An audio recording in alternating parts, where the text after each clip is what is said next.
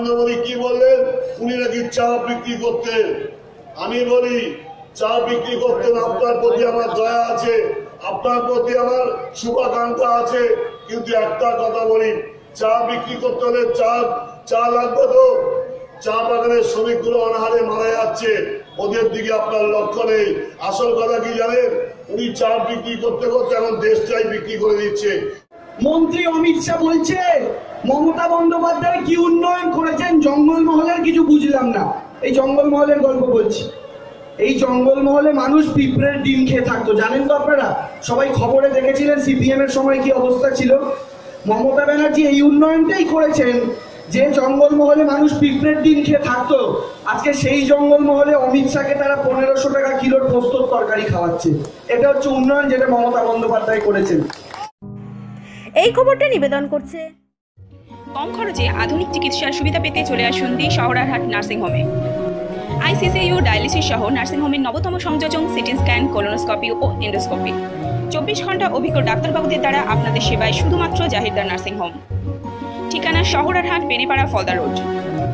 যোগাযোগের মাধ্যম 9434038116, 9830134718।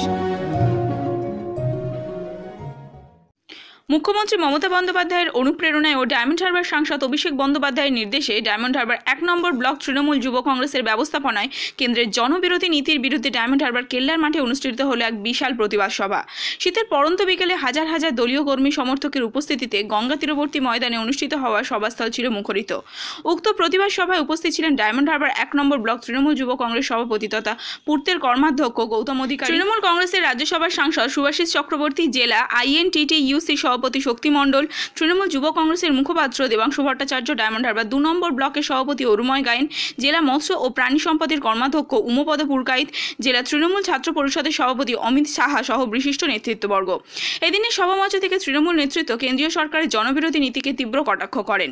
পাশাপাশি তারা নিত্য প্রয়োজনীয় দ্রব্যের লাগাম ছাড়া মূল্যবৃদ্ধি ও রান্নার গ্যাসের মূল্যবৃদ্ধির প্রতিবাদে সরব হন।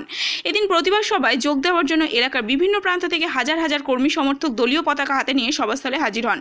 পাশাপাশি এদিনের সভায় বিভিন্ন দল থেকে আসা কর্মী সমর্থক তৃণমূলদের পতাকা হাতে তুলে নেন, যার ফলে আগামী 2021 বিধানসভা নির্বাচনের আগে শাসক দলের হাত শক্ত করল, এমনটাই মনে করছেন স্থানীয় নেতৃত্ব। শীত গ্রীষ্মে মমতা ব্যানার্জি ভরসা, এছাড়া কেউ নেই। আমি বলি, কিছুদিন আগে, আমি নাম বলতে চাই না, একটা সাম্প্রদায়িক দলের একজন নেতা এসেছিলেন, তিনি গিয়ে বাঁকুড়ায় একটা আদিবাসী বাড়িতে খাওয়া দাওয়া করেছেন। পরে শুনলাম ওই আদিবাসীর বাড়ির খাওয়া ওরা অনেক কষ্টে জোগাড় করে ওকে খাইয়েছে। ওদের মিনিমাম লজ্জা নেই যে একটা গরিব বাড়িতে খাচ্ছে তাকে সাহায্য করা। তারপরে শুনলাম যে দিল্লি থেকে যে হনুমান ভাই এসছে, হনুমান ভাই যে বাড়িতে খেয়ে হাত মুখ ধুয়ে জল ফেলেছে সেখানে মাটি নষ্ট হয়ে গেছে, মাটি আর থাকছে না। আজকে আপনাদের কাছে তাই বলতে এসছি যে পশ্চিমবঙ্গে একটা সাম্প্রদায়িক দল ক্ষমতা দখলের লড়াই নেমেছে। আমার বলতে লজ্জা নেই, ওরা বলছে জয় শ্রীরাম, রাম আমারও ভগবান, আল্লাহ কারো ভগবান, ঈশ্বর কারো ভগবান, গড কারো ভগবান। আমাকে নতুন করে বলতে হয় না, আমি হিন্দুর ছেলে, আমি দুর্গা পূজা করি, আমি নারায়ণের পুজো করি।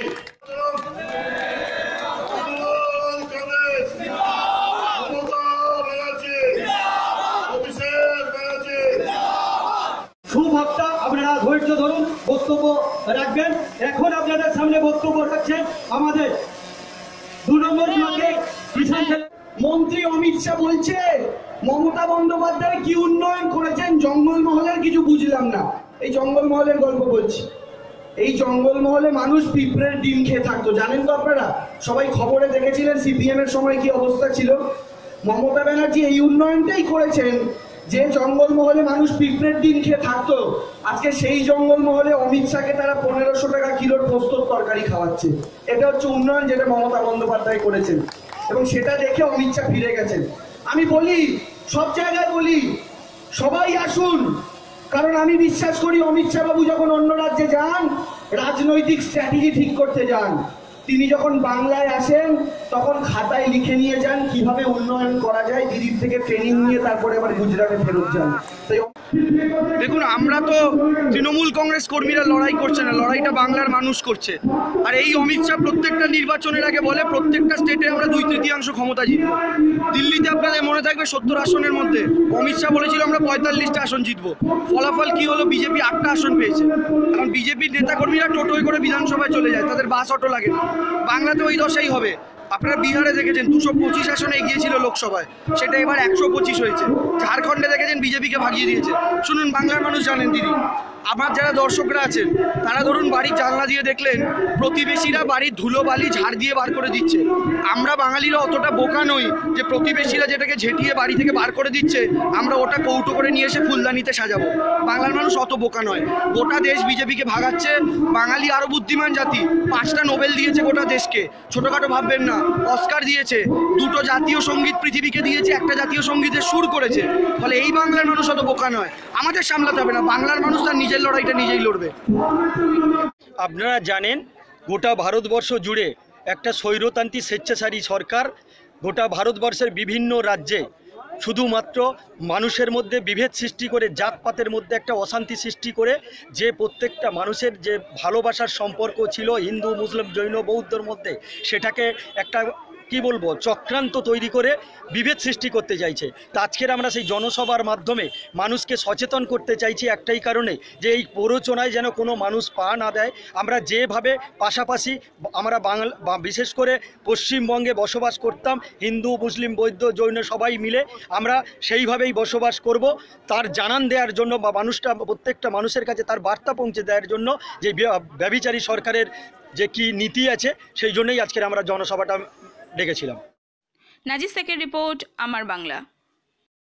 শহরারহাটে এই প্রথম ফ্রিজ, টিভি, এসি, ল্যাপটপের বিশাল সম্ভার নিয়ে নতুন রূপে উপস্থিত আপনাদের পরিচিত বিবেক এন্টারপ্রাইজ। 0% ইন্টারেস্টে সহজ মাসিক কিস্তিতে আপনাদের পছন্দের ইলেকট্রনিক সামগ্রী কিনতে চলে আসুন শহরারহাট নতুন রাস্তার মোড়ে বিবেক enterprise. Phone number 9647297926।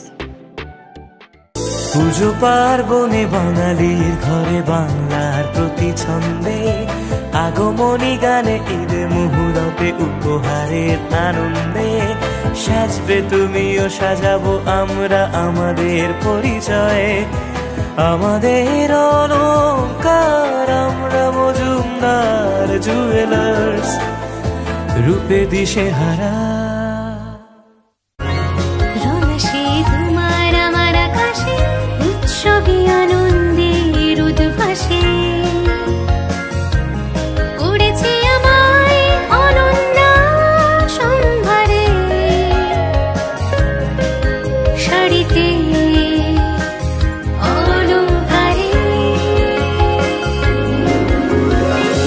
বস্ত্রকুঠির, Chakdah road, Bongaon.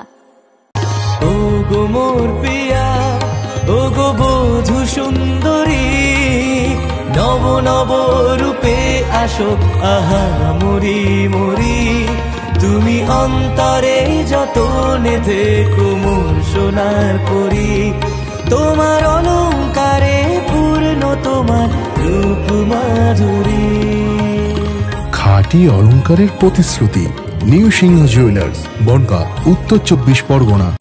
স্পর্শগুলো ছুঁতে চাই আনমনে, মুগ্ধতার অলংকরণ প্রতিবারে, অনবদ্য তুমিও অভিরুচি, তোমার স্নিগ্ধতার ছোঁয়া প্রতিধারায়,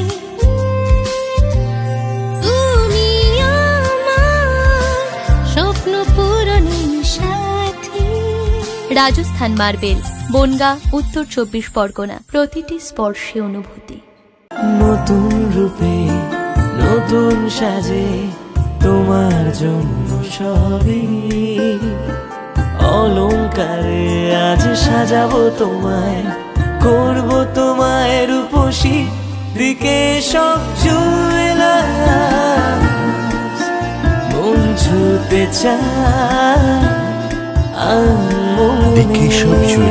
হাবড়া, উত্তর 24 পরগনা। নিত্য নতুন খবর পেতে আমাদের চ্যানেলটি সাবস্ক্রাইব করুন ও সব খবরের নোটিফিকেশন পেতে বেল আইকনের অল বাটনটি প্রেস করুন।